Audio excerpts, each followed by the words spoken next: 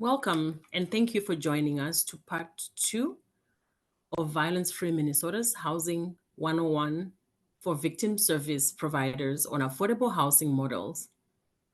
My name is Comfort Dondo. I am the founder of Pumulani, and I'll be your host for this session. In this session, I will talk about types of affordable housing. This session will be of particular interest to advocates and other direct service providers, although agency administrators will also benefit from it. This overview will provide you with information about available housing options for survivors who you are working with. It will introduce models that you might consider pursuing as an addition to your organization's programming, and familiarize you with concepts and terminology that we will use throughout this series.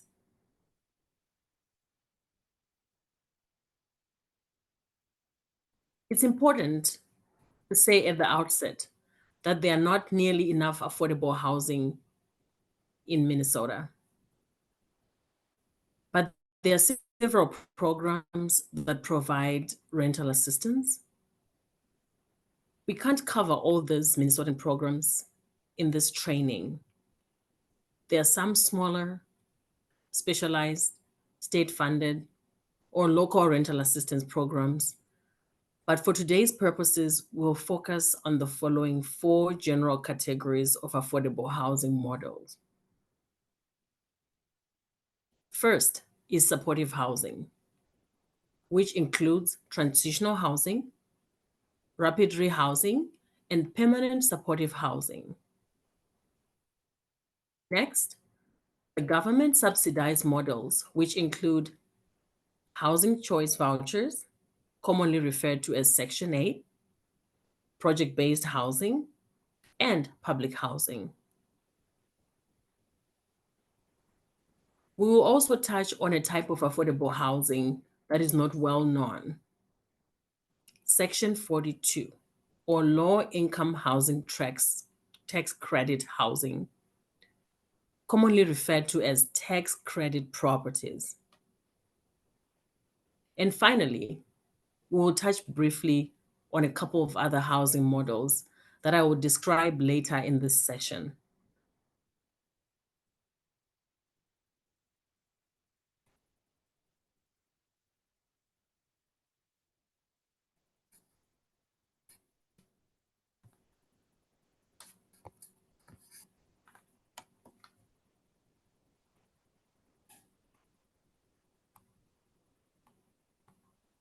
Again, the three types of affordable housing models generally available to survivors of violence are transitional housing, which you might see abbreviated as TH, rapid rehousing, RRH, or sometimes PHRRH, and permanent supportive housing, abbreviated PSH. These programs are funded through various government sources, such as through HUD Continuum of Care funding, which we will also describe later in the session, the Office on Violence Against Women through the Violence Against Women Act, VAWA funding, and the Minnesota Department of Human Services through Minnesota Housing Program and other programs. The victim service providers are sometimes eligible for funding to develop and operate these programs.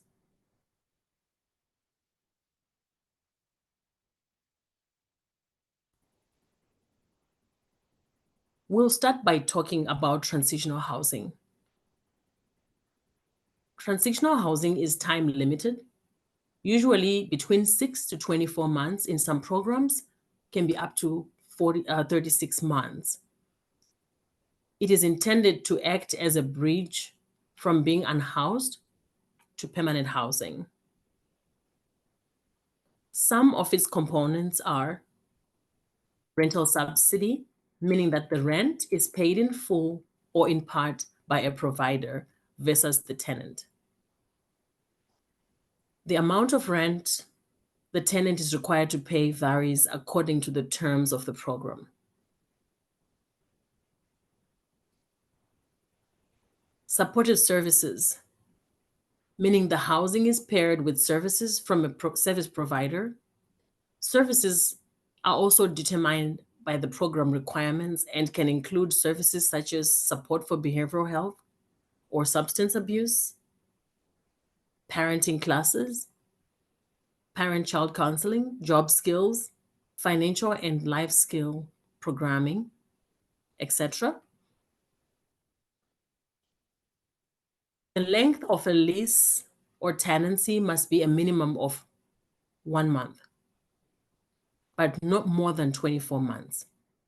The exception is that the programs funded through the Minnesota Transitional Housing Program can house people up to 36 months. Transitional housing units can be consolidated in one centralized building or in a scattered site model, where housing units are spread across multiple places in a community.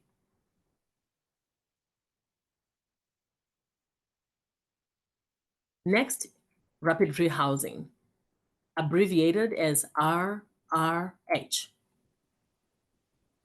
is designed to help people transition as quickly as possible from houselessness into permanent housing. This program offers longer-term housing than transitional housing, but financial support and supportive services are usually offered for a shorter period of time. Unlike transitional housing, this program offers longer-term housing. Rapid rehousing programs usually have a short-term financial assistance component and a short-term supportive services component. And those components and the tenant can remain in their housing.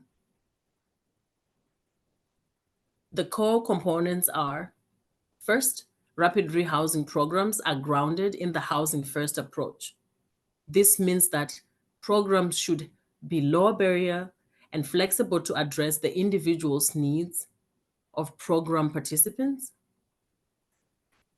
Programs should not require preconditions for people to access housing, such as sobriety and employment. The idea of this program is to prioritize helping someone obtain safe and secure housing and then address other areas of the need once housing stability is secured.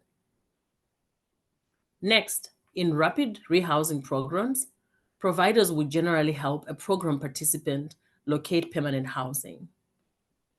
This could include outreach to landlords to help build a pool of affordable housing properties, actively helping a program participant search for properties, assisting with transportation related to a housing search, or helping the participant negotiate a lease. A third component is financial assistance. Programs provide either full or partial rental support for a set time period. Rental assistance could be anywhere from 3 to 24 months, depending on the program, or 3 to 6 months is most common. And the amount of direct rental assistance could taper off over the course of the program. Providers often assist with other housing-related costs, such as moving costs, security deposits, or utility payments. And finally, short-term case management and supportive services are included, usually phased out over the term of the program. Services offered often include creating a survivor-centered housing plan, helping to address barriers to housing such as credit or legal issues, or linking program participants with resources such as public benefits, employment services, or help with budgeting and other financial planning. In this program, the participant secures their housing. They do not live in a residence owned or operated by the Rapid Rehousing Provider Agency.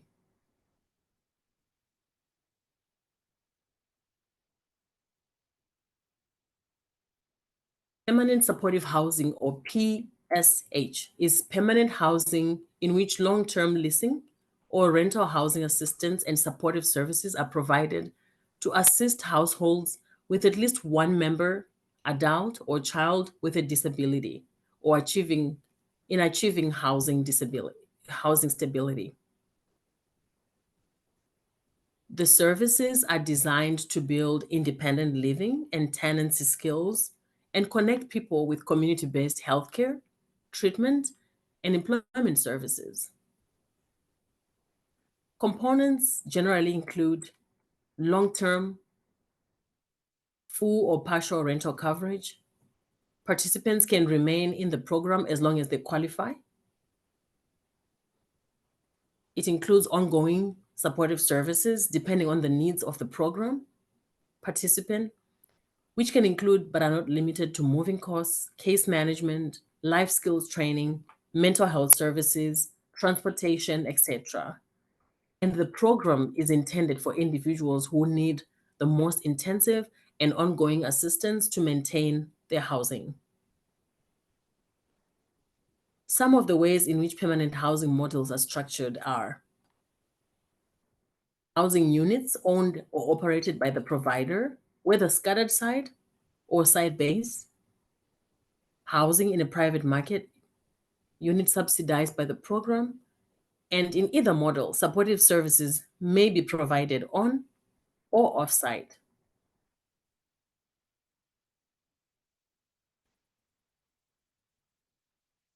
The four most common government-supported affordable housing programs in Minnesota are rental subsidies, which include the Housing Choice Voucher, or HCV, also commonly known as Section 8, project-based Section 8 housing, and public housing. A lesser-known affordable housing program is the Low Income Housing Tax Credit Program, or Section 42. This is a tax incentive program that allows housing developers to make some units available at a more affordable rate.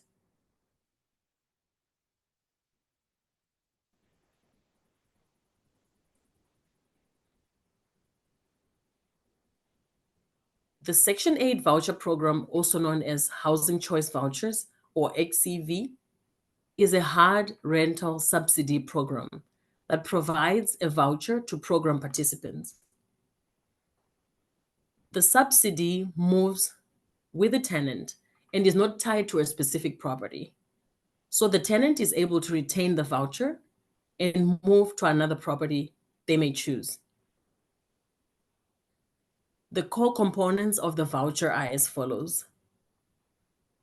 Distribution of vouchers and management of the program is done by the local public housing authority. Individuals apply directly to the housing authority. Income and other requirements must be met. After being issued a voucher, the participant has a set period of time to find and secure a rental unit in a private market, usually 60 to 120 days.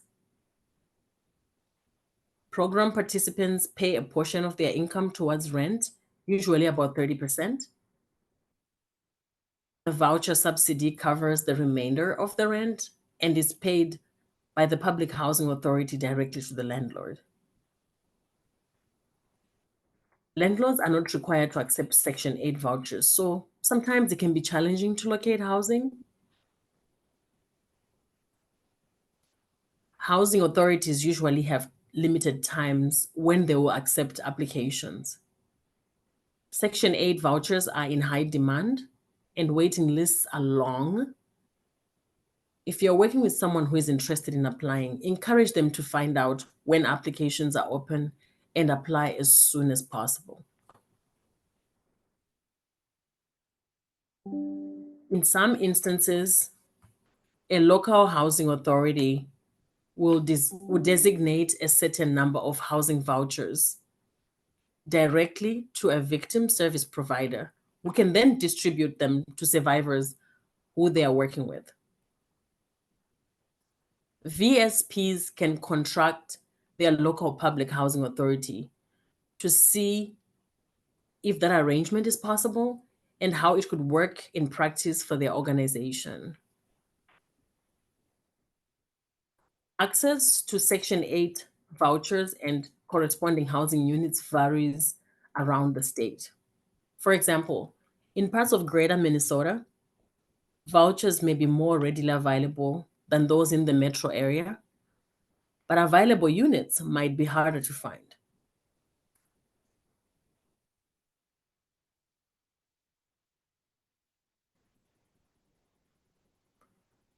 Project-based Section 8 buildings are privately owned.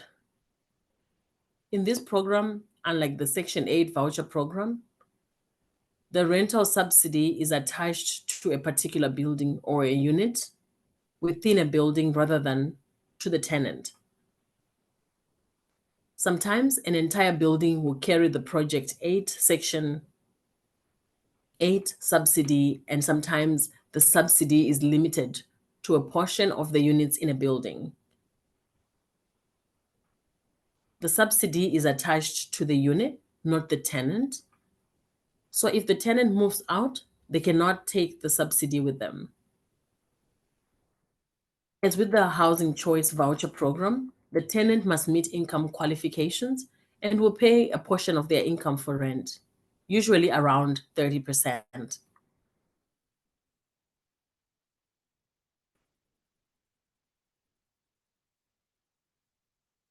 Public housing differs from project-based funding in that it is the government owned and overseen by HUD.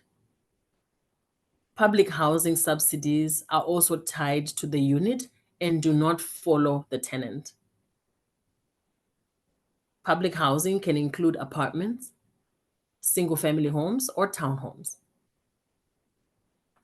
The program is operated locally by public housing authorities or equivalent entity.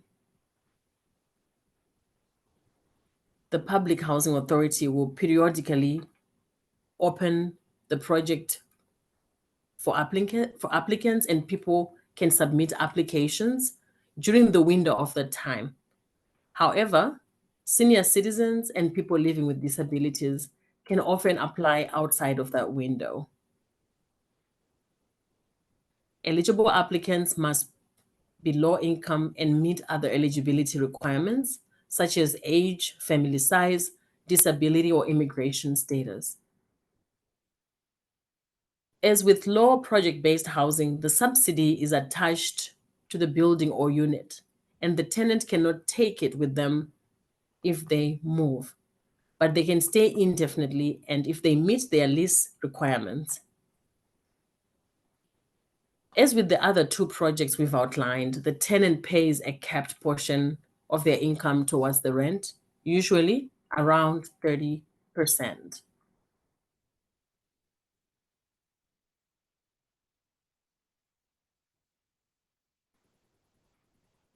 There are many government sources for capital funding to develop affordable housing.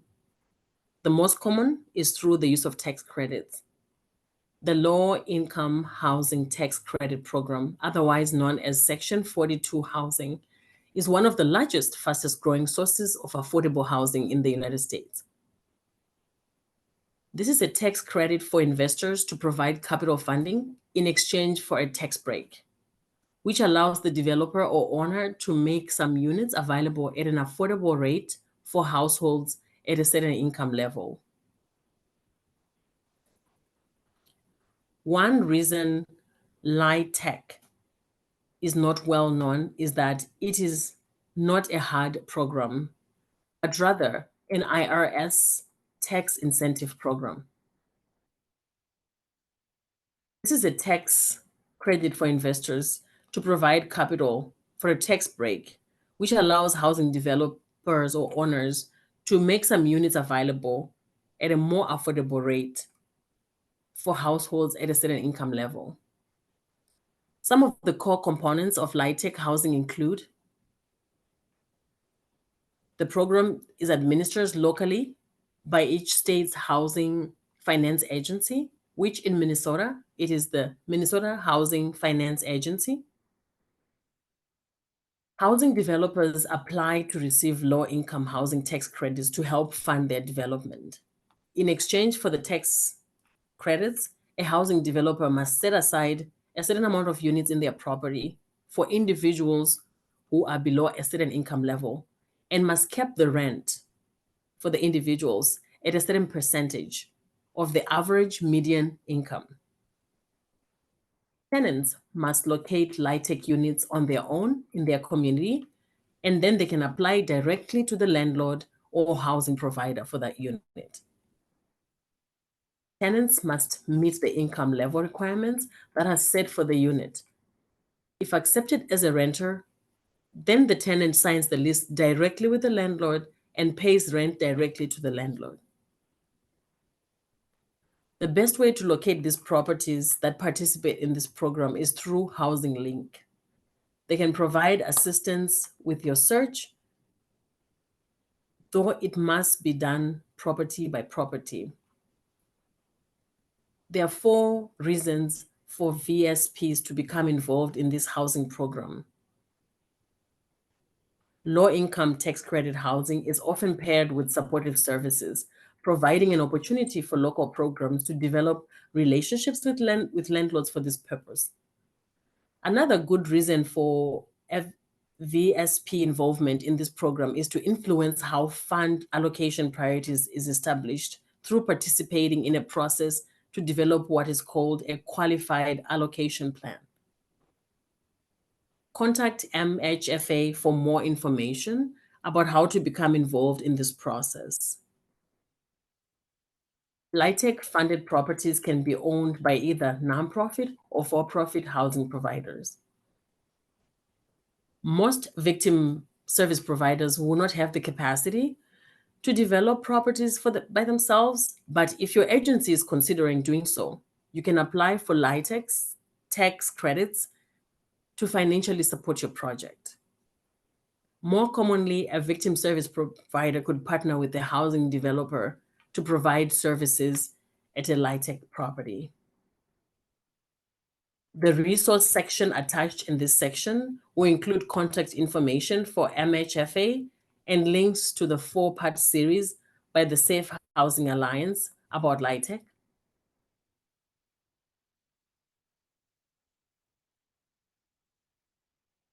All housing providers that receive HUD and other federal program funding must adhere to the protections afforded victims of violence through the Violence Against Women Act, or VAWA. And some of these protections are: a survivor cannot be denied admission to or assistance from a HUD-related program due to having experienced violence or abuse committed against them. Landlords are prohibited from evicting or terminating lease of a tenant because of violence or abuse. The tenant must be allowed to stay in a unit if there has been criminal activity related to her abuse.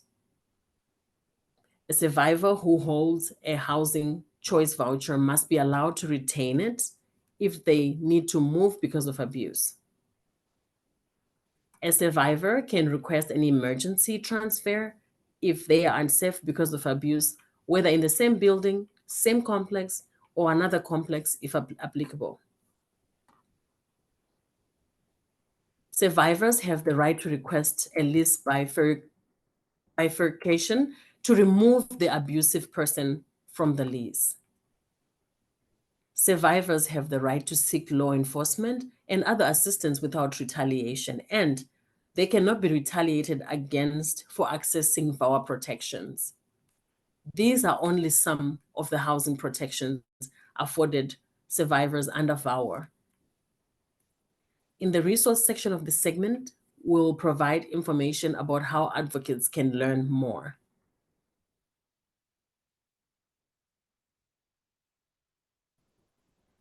Lastly, we'll touch on 4 other affordable housing program models: inclusionary housing programs, shared housing, master leasing, and domestic violence housing first. Inclusionary housing programs are local policies that tap the economic gains from rising real estate values to create affordable housing for lower income families. These programs require developers to sell or rent a certain percentage of new residential units to lower income residents. For example, a developer who plans to build a property with 100 units might be required to set aside 15 of them at a reduced rate. Prospective tenants must meet income eligibility requirements. Inclusionary housing policies were first developed to specifically counteract a history of exclusionary zoning policies that reinforced economic and racial segregation. Obviously, these programs cannot completely solve racial and economic inequalities, but can be one tool in the toolbox to share the benefits of economic growth in the community and reduce racial and economic segregation. Not all communities have developed exclusionary housing policies, but those who have generally administered them through their local housing authority. The best way to find out if your community has this housing available is to contact your local agency.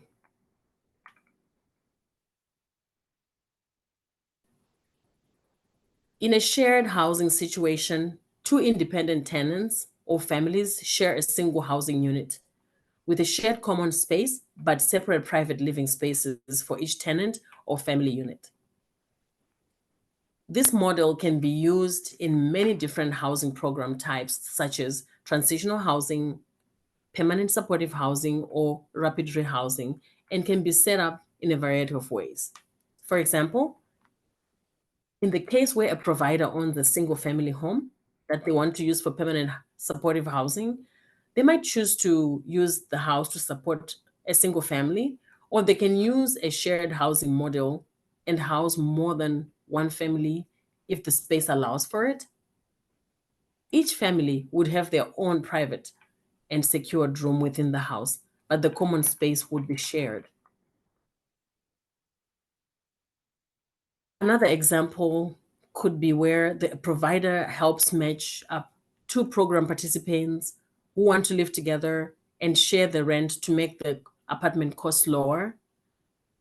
The program can help with matching roommates and could also provide some assistance to support the ongoing roommate relationship. This type of shared housing is being used more and more across the country, particularly with rapid rehousing programs. Shared housing can be useful for a rapid rehousing program participants since only a portion of their rent will be covered by the program and only for a limited time. Sharing the costs with another person can increase affordability. Also, having a provider help link roommates with shared experience can provide a support system during the transition to permanent housing.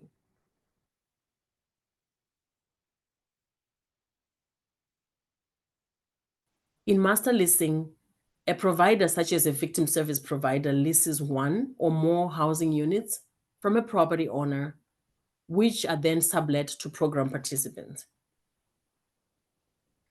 Since the provider of the lease is the lessee, the provider assumes the risk for the various costs such as non-payment of rent or damage to the property. Master leasing is particularly helpful to secure housing for survivors with barriers such as low credit, past evictions, or criminal record, who may not pass tenant screening if they were to apply directly to the landlord.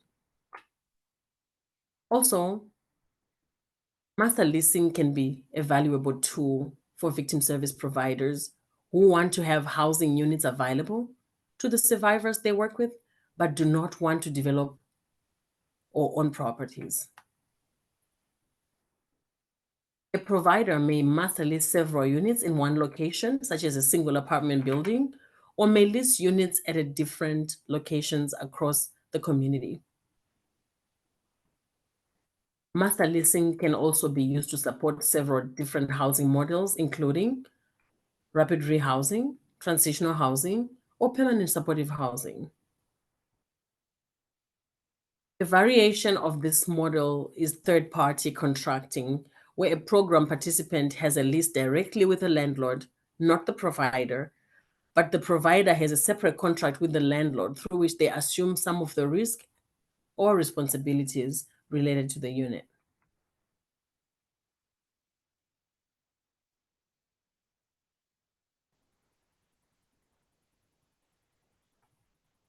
The Domestic Violence Housing First model was developed and implemented by the Washington Coalition Against Domestic Violence.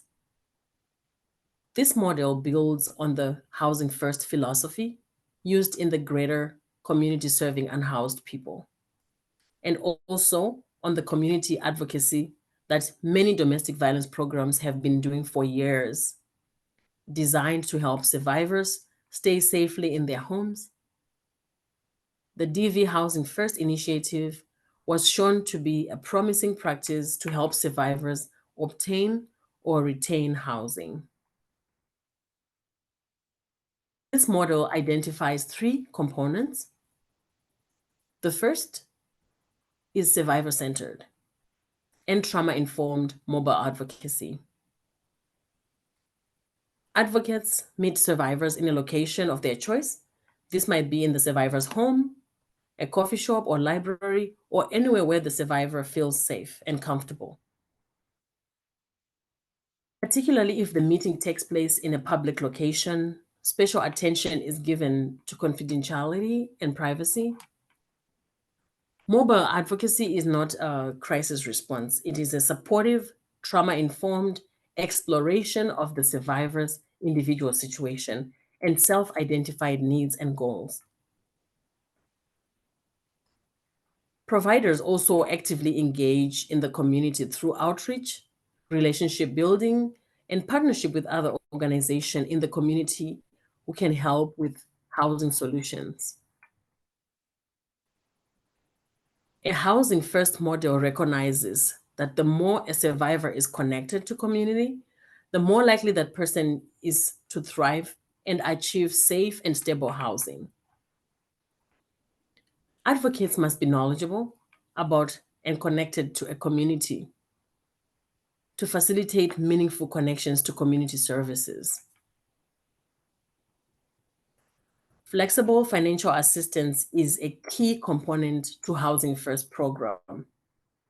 Participants have access to unrestricted financial assistance that can be used for survivor-designated purposes such as transportation, childcare, housing, employment, medical bills, home repair, court fines, or other needs. To be more helpful for survivors, funding must be low barrier. That is, its uses should have as few restrictions as possible, be made available quickly, and should not be limited to a one-time event. Communities that have implemented Housing First report expenditures ranging from 50 cents to more than $6,000, depending on the needs of the individual survivor. The funding generally comes from public and private partnership. This model has been replicated in many communities across the country. A link to the toolkit is included in the resources page on the Violence Free Minnesota website.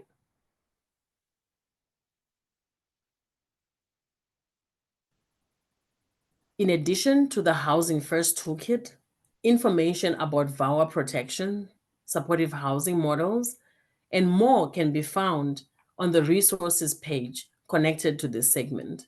Please access those pages and find links to additional information.